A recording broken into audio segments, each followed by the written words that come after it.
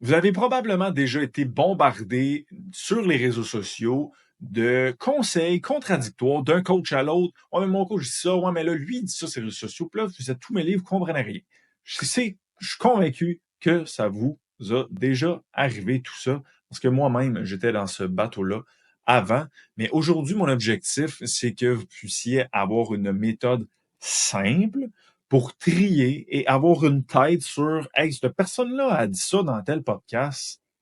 Je peux-tu faire confiance à cette affirmation-là ou je me garde des réserves? Mon but aujourd'hui, c'est vraiment de vous fournir cette grille d'analyse-là très simple. Parce que sur les réseaux sociaux, ça amène plein de positifs, mais ça amène aussi plein de négatifs, comme 56 affaires à gauche à droite que le monde sont tout mêlés. Ah là, pour perdre du gras, il faut que je fasse du jeûne. Là, pour perdre du gras, il faut que je mange moins de carbs. Puis là, tu te dis, ah, mais pourquoi tu penses ça? Mais parce qu'il y en a un tel qui a dit ça. Puis là, c'est parce que l'autre qui a dit ça. Puis là, c'est comme tout le monde se contredit. Parce que la majorité, là, j'englobe majorité, il y en a qui sont super, mais la majorité, c'est qui se base pas sur des faits réels. Quand je veux dire faits réels, c'est de la science. Ce qui fait en sorte que ça se contredit. Et il y en a des figures très populaires, Gary Brecka, ces gens-là, où ce qu'ils vont dire fait X, Y, Z, tu checkes la science, ça n'a pas rapport, ça montre le contraire. Mais parce qu'il y a 300 millions de followers, puis il paraît bien, c'est comme ah, ça doit être vrai. Donc aujourd'hui, je vais vraiment vous fournir une grille d'analyse que vous allez pouvoir regarder et dire ouais, ça, je pense pas. Puis autre, ah ben oui, ça, je pense, je peux faire confiance. Donc aujourd'hui, on va voir la définition d'une preuve en premier lieu. Ensuite de ça, on va voir la pyramide à 6 étages qui va vous permettre d'avoir une belle petite grille d'analyse. Et en dernier lieu, comme toujours, comment mettre ça en exécution dans votre vie. Et en bonus, je vais même vous donner une petite application d'intelligence artificielle qui peut vous aider à démêler le vrai du faux. Avant de commencer dans qu'est-ce qu'une preuve, je tiens à dire que cette vidéo-là va être, ce podcast-là va être différent des autres parce que je vais me servir d'un board sur mon écran d'ordinateur. Donc, si vous êtes visuel, je vous recommande fortement de le regarder vidéo. Spotify, vous pouvez le regarder vidéo. Et ceux qui sont YouTube, bien évidemment que c'est vidéo. Je pense que c'est juste Balado qui n'est pas vidéo. Hein? Quand est-ce que tu arrives en 2024, Balado? Ça, c'est une autre histoire. Mais je vous conseille, si vous êtes visuel, vraiment de le regarder en vidéo. Bon, commençons. First, on va commencer par qu'est-ce qu'une preuve. On va aller voir la définition textbook d'une preuve et je vais vous la lire pour être sûr que qu'on parle le même langage et que ça soit textbook dans la science. Donc, la définition d'une preuve, c'est une preuve scientifique est un ensemble d'observations, de données ou de résultats obtenus à partir d'expériences, d'études ou de recherches systématiques qui soutiennent ou réfutent une hypothèse ou une théorie scientifique. Donc, ça, c'est un peu plus complexe. Maintenant qu'on met ça plus simple, une preuve, c'est une confirmation basée sur des faits solides. Donc, quand on parle de preuve, on parle de tout le monde peut y accéder à cette preuve-là. Okay? Donc, c'est vraiment basé sur des faits solides. Quand on parle de faits solides, on va aller dans du style de hey, la variable X me permet de bouger la variable Y. Donc, exemple, si on veut gagner de la masse, puis on cherche le meilleur exercice, exemple, pour gagner des biceps, on veut pas se fier à l'opinion d'une personne. On veut se fier à qu'est-ce que la science a étudié sur des humains. Donc, l'exercice serait, mettons, la variable X et gagner des biceps serait la variable Y. Donc, quel exercice va faire bouger le plus ma variable Y? Ceci de la science. C'est ça que tu veux savoir pour avoir une preuve. Et là, après ça, on va aller dans la pyramide de preuves, là, mais une preuve, ça peut pas, je vous dis là, puis je me scoop déjà, une preuve, ça peut pas être ouais, mais moi avec mon client, ça marche. Non, ça peut pas être ça la preuve. Parce que c'est ça qui fait que tout le monde se contredit. Parce que des fois, ça a marché avec le client. Je dis pas que ça n'a pas marché. Je dis juste que la variable pourquoi ça a marché est peut-être pas celle que tu penses que c'est. Ah, j'ai fait du jeûne avec mon client, ça a marché, le jeûne, ça marche. C'est juste, c'est pas faux que ça a marché avec ton client. Ce qui est faux, c'est que ta variable, c'était pas le jeûne. Ta variable, c'était le déficit calorique. Et il est là le bug. C'est que les gens ne spotent pas les bonnes variables parce que les bonnes variables vont être identifiées vraiment plus au niveau scientifique.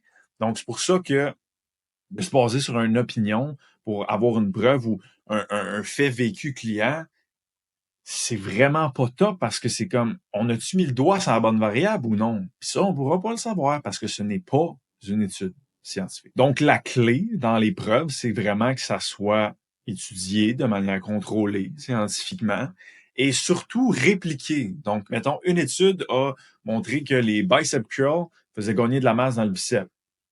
OK, mais mettons, on réplique le même protocole tout le temps. Est-ce qu'on arrive toujours au même résultat? Si oui, on peut avoir quand même une certaine ligne directrice que les bicep curls risquent de faire prendre la masse dans les biceps. Donc, si on est capable de répliquer la méthodologie, répliquer l'étude et voir les mêmes résultats toujours, on and on, ben, tu as une bonne direction, comment je pourrais dire, une bonne, euh, une bonne idée que ça risque d'être ça dans la vraie vie, le monde réel. Donc, c'est surtout ça. C'est cool une étude, mais quand on est capable d'en refaire et de vérifier la même chose avec la même méthodologie idéalement ou peut-être encore plus de contrôle au niveau des variables, ben là, c'est très cool parce que tu peux t'apercevoir que, OK, oui, mais on arrive toujours à la même affaire, ça risque d'être favorable. Dans mon exemple, bicep curl et le gain en masse musculaire dans les biceps. Maintenant qu'on sait c'est quoi une preuve, maintenant on va aller sur mon petit board et voir que ce n'est pas toutes les preuves qui s'équivalent, qui s'équivaut. Je ne sais pas trop comment dire ça, mais c'est comme dans la vie, il y a une hiérarchie. Qu'on le veuille ou qu'on le veuille pas, c'est de même que ça marche. Donc, il y a des preuves qui sont meilleures que d'autres preuves. Donc là, on va aller voir une pyramide à 6 étages et ça va vous permettre de dire, oh, ceci, ce que je viens d'entendre sur les réseaux sociaux, la preuve, donc le propos de la personne, se situe où dans cette pyramide-là? Juste ça, là, ça va vous donner une bonne idée sur, je peux-tu vraiment faire confiance ou je me garde une bonne petite réserve? Donc, commençons avec notre magnifique pyramide. Je vais essayer de faire du mieux que je peux avec les talents des 5G. Oh, yes. Je crois que c'est assez bien. Donc, voilà la pyramide. On va y aller étape par étape selon nos échelles de preuve, à quel point ils sont solides. Donc, premier étage, je vais écrire en rouge exactement c'est quoi. Je vais mettre juste une lettre. Ici, on parle de tout ce qui est opinion. On parle de tout ce qui est idée, de tout ce qui est anecdote. OK? Donc, tout ce qui est de l'ordre du hey, moi, ça a fonctionné pour moi. Moi, ça a marché avec mon client. Moi aussi, tout ce qui est de l'ordre de ça, ça se retrouve au bas de notre pyramide qui représente l'étage numéro un. Je vais même vous laisser un commentaire qu'on avait eu, je fais un bout là, en dessous de d'une de nos publications, que c'est textbook, une opinion, une idée ou une anecdote. Donc, je vous la lis. Moi, je m'entraîne quand je me lève à jeun et je vois beaucoup de résultats. Ça ne m'affecte aucunement. Ce n'est pas meilleur, mais ce n'est pas moins bon que de manger avant. Dans le fond, on avait fait une publication pour dire que tu vas avoir moins de gains en force, en performance quand tu t'entraînes à jeun, selon la science. Et cette personne-là disait non, c'est pas vrai. OK, c'est ça que la personne disait. Son commentaire, c'est de l'étage numéro un. Parce que ce que la personne dit, c'est exemple, X et Y. Y étant les performances au gym, OK? Donc, on met P. Et X, c'est ne pas manger avant, OK? Fait que je vais marquer X, M, OK? Donc, ne pas manger.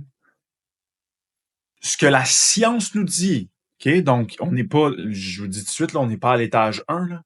On est plus haut. Ce que la science nous dit, c'est lorsqu'on ne mange pas, donc lorsque X est élevé, si on peut le dire ça comme ça, là, mais quand on mange pas, quand on est à jeun, Y et les performances ont tendance à diminuer. C'est ce que la science dit. Maintenant, ce que cette personne-là dit, c'est hey, moi, vu que je le fais pour moi, ça change rien. Ça veut dire que X n'a aucune influence avec Y. C'est ce qu'il dit. Et là, on a de la science pour montrer que c'est faux, ça, comme opinion. Mais il y a certaines opinions que ça peut être vrai.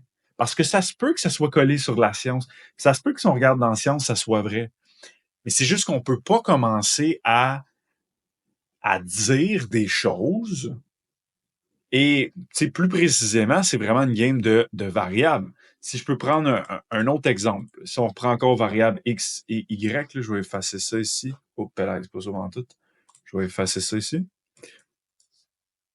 Je prends x, y. Je veux, euh, je veux mieux dormir le soir, OK? Donc, y étant qualité de sommeil. Fait qu'on va marquer QS, qualité de sommeil. Et le X, ça pourrait être de la camomille. Exemple. OK, donc on va marquer C. Donc, ce qu'on veut voir, c'est est-ce que la camomille, lorsque je prends de la camomille, donc est-ce que quand j'ai du X, mon Y, y a-t-il quelque chose qui se passe? C'est ça qu'on veut savoir. OK? Quand on réfléchit, là, c'est comme ça qu'on veut savoir. Ben, si on regarde la science, oui, quand que X augmente, donc quand tu consommes la camomille, ça a tendance à également augmenter la qualité du sommeil. Quand on veut savoir, je me rappelle Guillaume Dujeune nous avait dit en début de formation, hey, faut que vous vous mettez à penser en scientifique, puis vous allez voir que quand vous allez penser de cette manière-là, les choses vont aller beaucoup mieux. Puis je comprenais pas qu'est-ce qu'il voulait dire. Comment qu'il est pensé en scientifique, qu'est-ce que tu veux dire là? Puis dernièrement, c'est là que ça a cliqué, parce que c'est juste une game de variables. Si on prend un autre exemple, parlons perte de poids. OK, donc, variable Y, c'est le poids.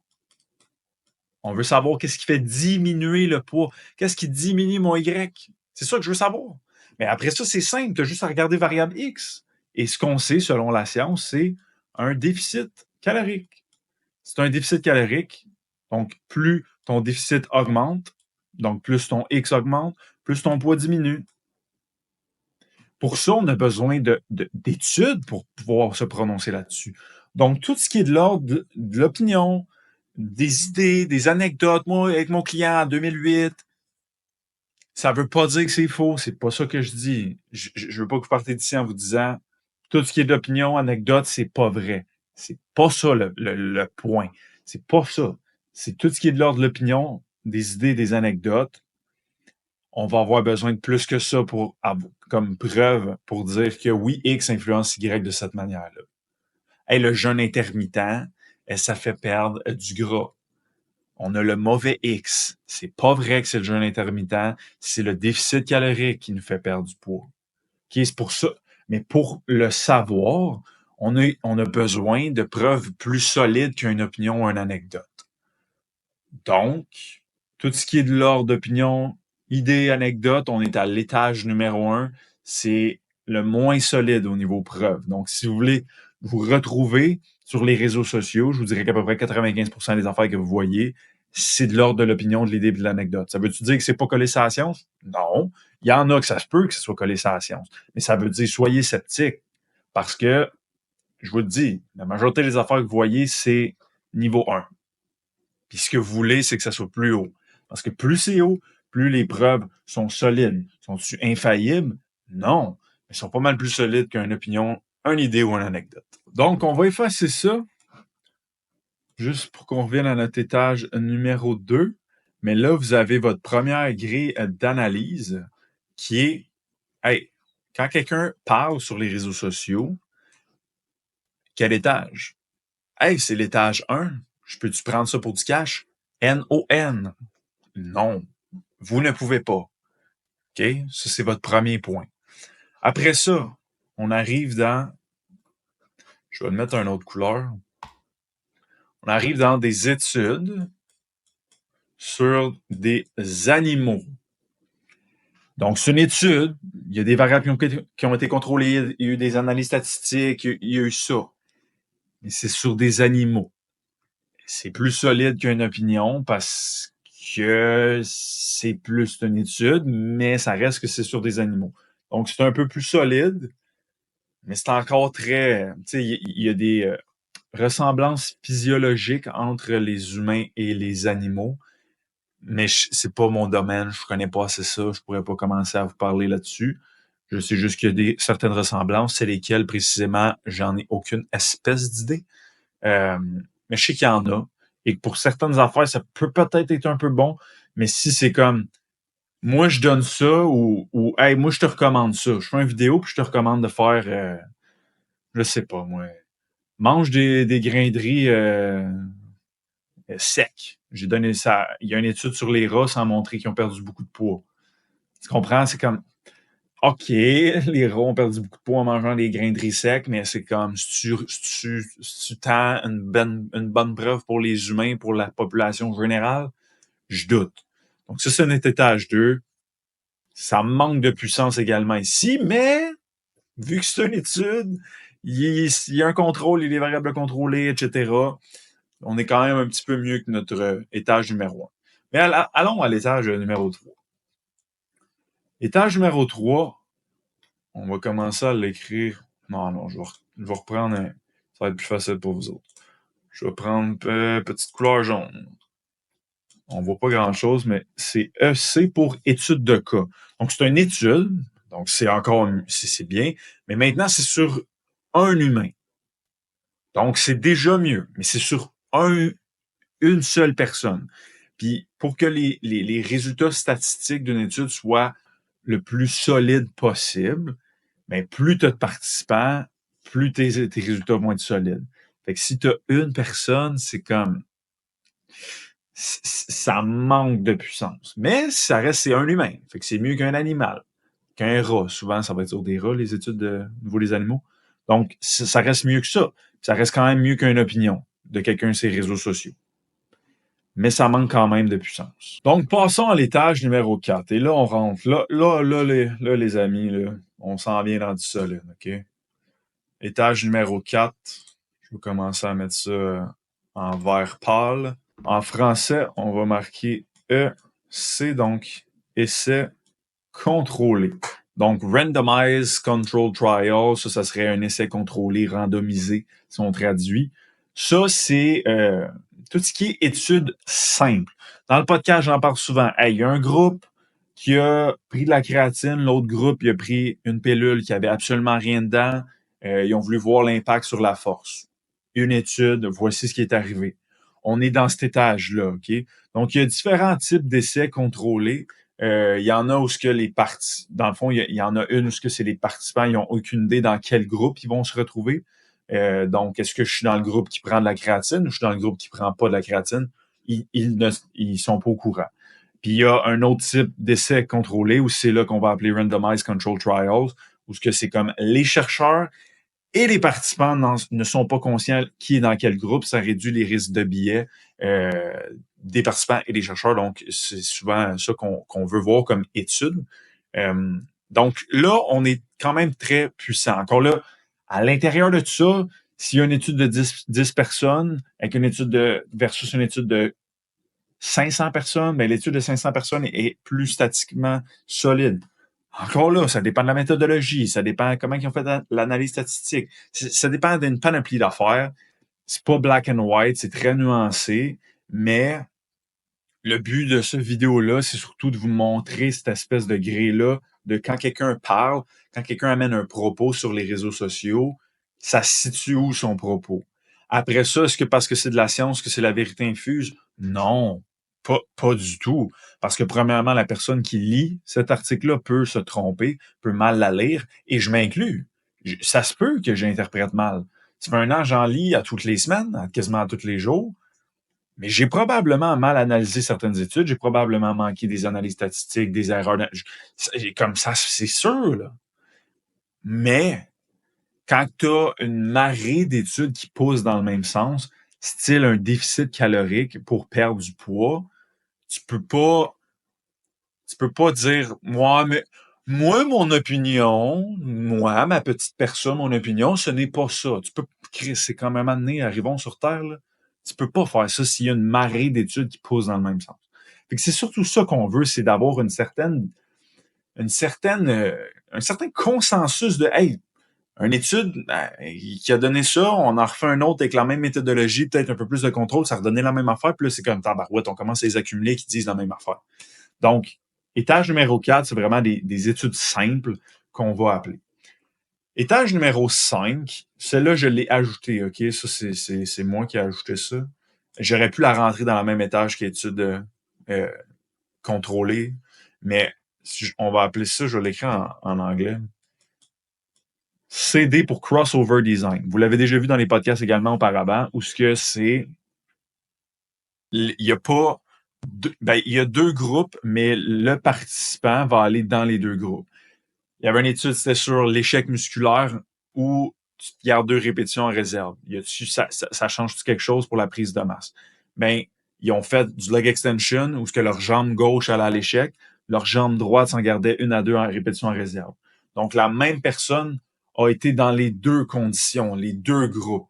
Ça réduit le risque de biais, ça réduit également le discours de « Ouais, mais peut-être que dans ce groupe-là, ils ont mangé moins de protéines. Ouais, mais peut-être que dans ce groupe-là, ils ont moins dormi. Ouais, mais peut-être que génétiquement, tu sais, ça enlève ce ouais peut-être-là. Ça exclut pas qu'il peut avoir des erreurs puis que la conclusion peut être fausse. Ça n'exclut pas ça n'exclura jamais ça. Mais c'est quand même, on voit de plus en plus ça, surtout dans l'entraînement. Je sais pas les autres sphères scientifiques, mais en tout cas, dans l'entraînement, on voit de plus en plus ça, des crossover design, qui est quand même, je trouve, très puissant en termes de conception d'études. Donc ça serait notre étage numéro 5.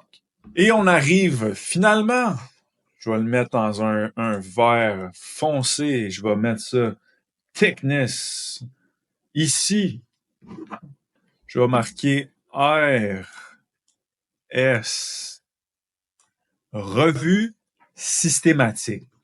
À l'intérieur de ça, là, de ce mot-là, revue systématique, il y a plein de choses là-dedans, mais dites-vous que c'est là qu'on retrouve les méta-analyses, les méta-régressions. Donc ça, là, le dernier étage au bout, ça analyse ce que ça fait. Juste vous le montrer comme ça. Donc, ce qui est en haut va analyser ce qui est ici, mais ils vont en analyser plein en même temps. Ils vont faire une analyse statistique pour arriver à un consensus. Donc, votre étage numéro 4, qui est des études simples, donc une étude, s'il y en a 15 qui ont été faits sur le sujet, ben les méta-analyses, par exemple, vont prendre les 15 études et vont faire une étude de ces 15 études-là pour qu'on ait encore plus une idée de ce qui se passe. Donc là, on est définitivement encore plus solide dans notre échelle de preuve. Est-ce que ça veut dire que parce que tu une méta-analyse que c'est vrai? Pas nécessairement, parce que ça reste que la qualité de ta méta-analyse va dépendre de la qualité des études que tu as inclus dans ta méta-analyse. Donc, encore là, c'est nuancé. Il faut être nuancé, et je me le dis à moi-même, parce que moi, des fois, j'ai de la misère avec ça, ce type de mot-là, nuance. Je suis mieux. Mais au début, je pense que je manque un peu de nuance. Donc, ça veut pas dire que c'est vrai à 100%, mais ça reste que si on remonte, si on regarde ça froidement, là, on est parti de ouais, moi avec mon client, ou moi ça a fonctionné, à on a étudié 15 études, donc pour un total de 1000 participants, voici ce que ça donne. Je veux dire, on comprend là facilement qu'on est parti d'une opinion à une étude sur 1000 participants avec des méthodologies statistiques, des contrôles de variables. Qu'est-ce qui va nous donner le plus de certitude en termes de preuves? Ben, regarde, je pense qu'on est assez clair que c'est le top de notre pyramide. Donc, quand quelqu'un vous parle, juste vous dire, là, nous, chez HL, on essaie de se tenir toujours ici. Tout le temps, tout le temps, tout le temps. Si on doit émettre une opinion personnelle, puis hier, on avait un Q&A dans le Muscle Lab, puis il y a quelqu'un qui demandait « Hey, qu'est-ce que tu peux faire, mettons que tu es malade puis tu veux te remettre sur pied rapidement? » Et je l'ai dit, ceci n'est zéro scientifique, mais voici ce que j'ai déjà essayé puis ça avait fonctionné. Y a-tu un problème à dire ça? Non. Mais il faut le dire quand ça ne l'est pas scientifique puis que c'est une opinion. Parce que quand j'ai émis ça, j'étais direct dans l'étage 1. Mais je veux situer les gens que je suis dans l'étage 1. Fait que c'est comme, tu peux l'essayer si ça te tente, mais je peux pas te garantir que ça va fonctionner parce que moi, je l'ai essayé sur moi, ça a marché, mais je sais pas c'est quoi la variable là-dedans qui a réellement marché. J'ai pas de science là-dessus, je peux pas te dire ça clairement. Fait que, est-ce que c'est mauvais d'être ici? Non. Mais c'est parce qu'il faut le dire. Il faut le dire quand on est là. Puis le bug live, ces réseaux sociaux, c'est que tout le monde est là, puis personne ne le dit, puis tout le monde parle comme s'il est dans haut. Ce qui fait que tout le monde est mêlé. Donc, maintenant que vous comprenez la pyramide, donc on repasse nos 6 étapes. Opinion personnelle, études sur les animaux, études de cas, études simples, appelons-les comme ça, crossover design et revue systématique, donc analyse d'études, donc de plusieurs études. Donc, on a nos 6 étapes. Maintenant, je le rappelle, le but du vidéo, c'est comme une grille d'analyse simple. Là, vous avez vos 6 étapes. Là, comment tu mets ça à profit dans ton quotidien pour ne plus te faire duper de choses, de gros n'importe quoi sur les réseaux sociaux. Première affaire, donc numéro 1, je vous dirais CTP, chercher le type de preuve. Donc, première affaire, allez là, puis faites l'exercice là. Allez sur Instagram là, tantôt, là, puis écoutez une vidéo ou un podcast de n'importe qui, là. Puis quand la personne dit de quoi, posez-vous cette question suivante. Où est le propos de la personne là-dedans? Si j'avais à le placer, là, comme un petit jeu, hein, comme si on était au primaire, là, mettons qu'on aurait à placer l'énoncé là, dans la petite pyramide-là, où je la placerais? C'est une opinion de la personne? Son propos est basé sur une étude avec un rat? C'est basé sur l'étude sur une personne? C'est basé sur une étude simple? C'est basé sur un crossover design? Ou c'est basé sur une méta-analyse, une méta-régression, une revue narrative, quoi que ce soit? Donc, allez placer dans votre petite pyramide où est l'énoncé. Juste ça, vous allez vous rendre compte, comme j'ai dit depuis le début, que la majorité des choses que les gens vont dire, c'est en bas. Et il y en a, là je dis les gens, là, je parle sur la planète en général, il y en a qui vont parler, ils vont dire « Ouais, dans une étude, ils ont dit ça. » Puis là, vous allez dire « Ah, il a dit dans une étude, fait que ça veut dire que c'est ici. » Allez plus loin. Aller plus loin dans le sens où, hey, tu as mentionné l'étude. Ça serait le fun, tu cites l'étude. Parce que, pour ceux qui n'ont peut-être pas écouté le podcast, là, il y avait un shaker, c'était marqué, avec ce type de créatine-là, 28% plus de force. Crise de gros claim, on va aller voir. Va checker sur le site, ça dit qu'il y a une étude de fait. Tu checkes l'étude, tu la trouves nulle part. OK, fait que, je vous dis, soyez sceptiques, même si quelqu'un énonce, ah ouais, il y a une étude qui a dit ça. C'est comme, fine, cite-moi là, par exemple. Donc, étape numéro 1, comment se servir de ça? Chercher le type de preuve. Quand quelqu'un parle, il est où? 1, 2, 3, 4, 5, 6. Essayez que ce que vous consommez comme information, ça soit dans du 4, 5, 6 la majorité du temps. Parce que si c'est juste dans du en bas, vous allez peut-être être comme vous êtes présentement, possiblement, de dire pourquoi tout le monde se contredit? Je comprends rien. C'est quoi qu'il faut que je fasse? Là, il y en a un qui dit ça, il y en a un qui dit ça. OK? Donc, si vous entourez d'experts qui parlent 4, 5, 6, ça va être. Généralement, les experts là, qui lisent du 4, 5, 6 sont très souvent d'accord sur les mêmes choses. Deuxième manière de s'en servir, je vais faire un signe de cash. Pourquoi? Ne prenez rien pour du cash. Même si la personne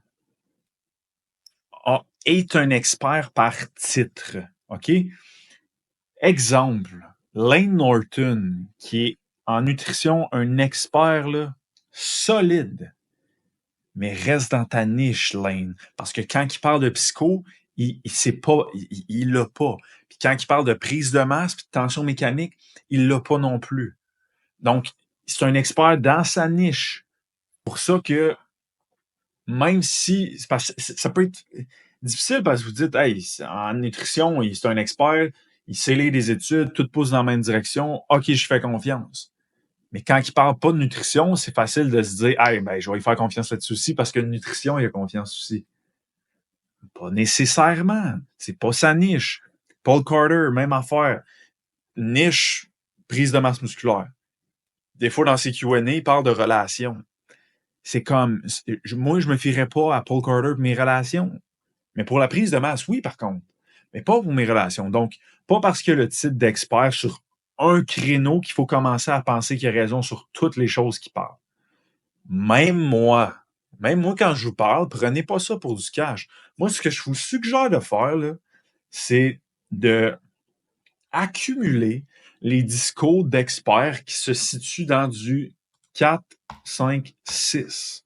Donc, mettons, moi puis Simon, la tulipe, coach Sim, souvent on va se partager des trucs, un pour ci, l'autre pour ça, parce qu'on est d'accord sur les mêmes choses. On lit la même mode, on lit la même science. On est d'accord, mais on lit les mêmes choses. Donc, si Simon dit ça, moi je dis ça, puis on se tient 4, 5, 6, puis un autre coach dit la même chose, puis il se tient 4, 5, 6, puis un autre coach dit la même chose, 4, 5, 6, là, c'est comme, t'accumules les experts qui se situent numéro 4, 5, 6, donc qui lisent la science, qui se basent sur la science. Commence à être solide, là, les informations que tu consommes et les propos que tu pourrais dire, hey, oui, ça c'est vrai. Donc, je vous conseille fortement de ne pas prendre pour du cash ce qu'une personne dit, et je m'inclus. Prenez pas ce que je dis pour du cash. Si je suis la seule personne sur la planète Terre à dire ça dans le 4, 5, 6. OK? Juste qu'on se comprenne bien. S'il y a une personne qui est la seule à dire ça sur la planète Terre, mais que toutes les autres sont niveau 1, puis que l'autre est un 4, 5, 6, c'est plus puissant 4, 5, 6 que niveau 1. OK? Donc, si dans l'étage 4, 5, 6, il y a une seule personne qui dit ça, puis toutes les autres disent le contraire, ben, je vous dirais que c'est quand même plus puissant si toutes les autres disent le contraire. Okay? Donc, accumulez les experts qui se situent dans le top de la pyramide et ne prenez rien pour du cash, même si la personne a un titre bien spécial. OK? Je vous le dis, c'est assez saisissant que tu te dis, ah oui, toi, t'as ce titre-là, puis c'est ça que tu me dis? Really? Dernièrement, je m'obstinais avec quelqu'un qui a un PhD. Puis il me disait des choses que je me disais, ça se peut pas qu'il me dise ça. Je comprends pas. Comme, encore une fois, si je regarde tous les experts, ceux qui font de la recherche en prise de masse, ceux qui sont sur le terrain, qui est pas moi, je suis pas sur le terrain de recherche. Si je regarde tous les gens qui font de la recherche sur la prise de masse, c'est ce qu'ils disent. Et cette personne-là a un PhD, mais pas dans cette niche-là, dit le contraire. Mais c'est comme, même si, moi, avant, j'aurais fait confiance. Mais là, je suis comme, hey, il y a comme fucking 20 PhD qui font de la recherche sur la prise de masse qui disent ça.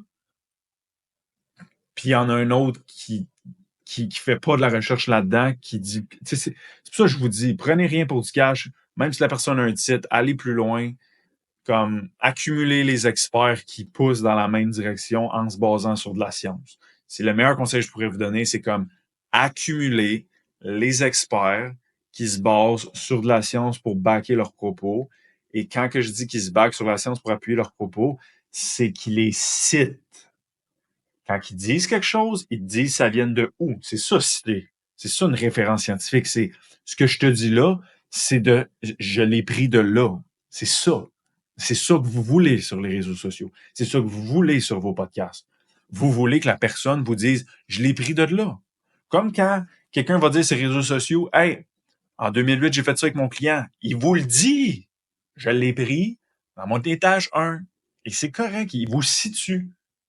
Mais il faut que vous soyez capable de situer les propos des gens et accumuler ceux qui sont 4, 5, 6. Et en terminant, mon point 3, intelligence artificielle. Hey, hi, il y a une nouvelle application qui s'appelle Consensus que je vais vous montrer comment ça fonctionne. Donc, Consensus, qui est une application d'intelligence artificielle, hein, servez-vous-en de l'intelligence artificielle. By the way, le prochain podcast, petit coup, je vais recevoir un expert en intelligence artificielle qui va venir nous parler comment vous pouvez vous en servir pour atteindre vos objectifs. Donc, Consensus, comment vous pouvez vous servir de ça? Vous entendez un propos sur les réseaux sociaux et vous venez rentrer le propos de la personne pour demander, y a-t-il un consensus clair là-dessus? Donc, si on prend comme exemple, est-ce que le magnésium aide pour le sommeil? Tout le monde parle de ça. OK? Donc, là, il faut l'écrire en anglais. Vous pouvez demander à ChatGPT de vous le traduire. Ça va aller très vite. OK. Est-ce que le magnésium... Et voilà. Does magnesium help with sleep? Voilà, mon bon anglais. Donc, c'est ça. Vous voulez, parce que là, tout le monde parle de ça, mais il n'y a personne qui cite. OK? Est-ce que ça aide vraiment pour le sommeil? Vous partez votre recherche et vous attendez de voir le consensus.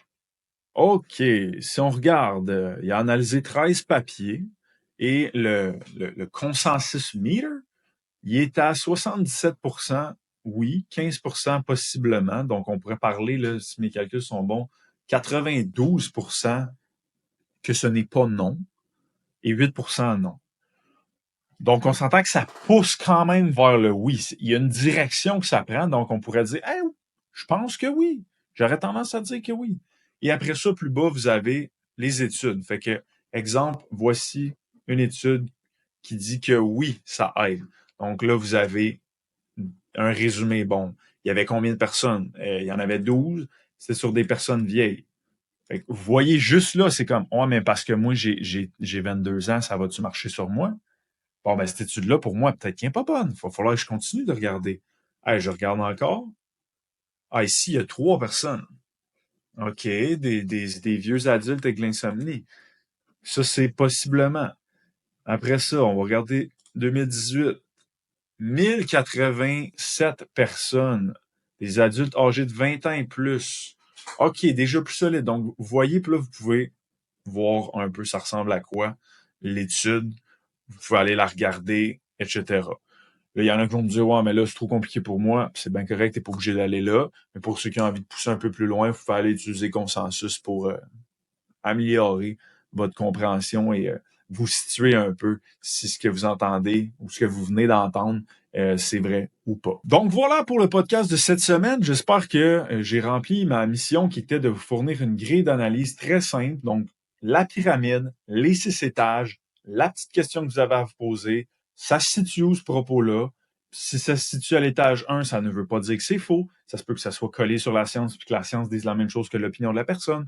C'est juste qu'on ne peut pas commencer à se baser sur l'opinion d'une personne pour commencer à dire voici les preuves, voici si c'est vrai. Hey, mon coach ou ma coach ou telle personne ou mon ami m'a dit ça, c'est pour ça que je crois ça. C'est juste aller pas là. Donc, ça veut pas dire que c'est faux, c'est juste qu'il faut aller plus loin. Donc, j'espère que j'ai rempli ma mission de vous rendre ça très clair et très simple pour vous situer sur les réseaux sociaux.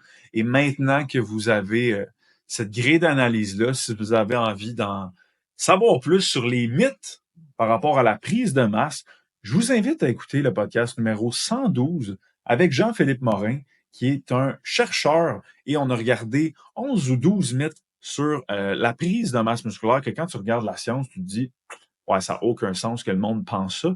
Donc, si jamais ça vous intéresse, ben, épisode numéro 112 du podcast One More Rep. Sinon, nous, on se revoit la semaine prochaine, 5 heures, avec un épisode sur l'intelligence artificielle et comment tu peux utiliser ça pour améliorer tes résultats.